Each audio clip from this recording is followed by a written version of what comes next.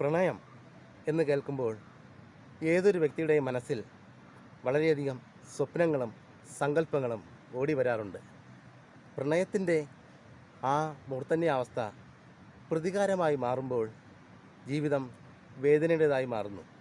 മധുര നൊമ്പര സ്വപ്നങ്ങളുമായി ജീവിതം ആരംഭിക്കുന്ന, അല്ലെങ്കിൽ സ്വപ്ന കൊട്ടാരമൊക്കെ പടുത്തുയർത്തുന്ന നാം എപ്പോഴോ പ്രതികാരത്തിൻ്റെയും പ്രതികൂല സാഹചര്യങ്ങളുടെയും ഒരു മൂർധന്യാവസ്ഥയിലേക്ക് കടന്നു പോകുന്നു.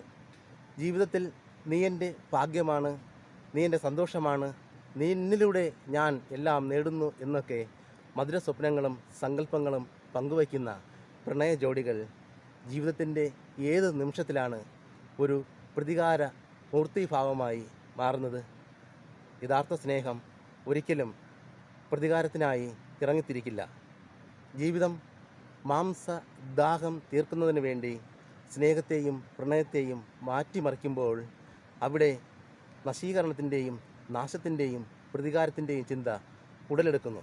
നമ്മുടെ സ്നേഹബന്ധങ്ങൾ നിഷ്കളങ്കവും നിസ്വാർത്ഥവുമാകട്ടെ. ആത്മാർത്ഥമായി സ്നേഹത്തിലൂടെ ജീവിക്കുവാനായി പ്രതീക്ഷയോടുകൂടെ കടന്നു വരുന്ന ഇണയെ, തുണയെ, പങ്കാളിയെ ഒരിക്കലും വേദനിപ്പിക്കാതിരിക്കാം. അവരുടെ ജീവിതത്തിൽ സങ്കടങ്ങൾ പകരാതിരിക്കാം. നിസ്വാർത്ഥവും നിഷ്കളങ്കമായ സ്നേഹത്തിലൂടെ അനുഗ്രഹിക്കപ്പെട്ട പ്രണയത്തിൻ്റെയും ദാമ്പത്യത്തിൻ്റെതുമായിരിക്കുന്ന മുകുളങ്ങൾ എല്ലാവരുടെയും ജീവിതത്തിൽ പൊട്ടി വിടരട്ടെ. അനുഗ്രഹവും സന്തോഷവും നിറഞ്ഞതാകട്ടെ ഓരോ കുടുംബജീവിതവും.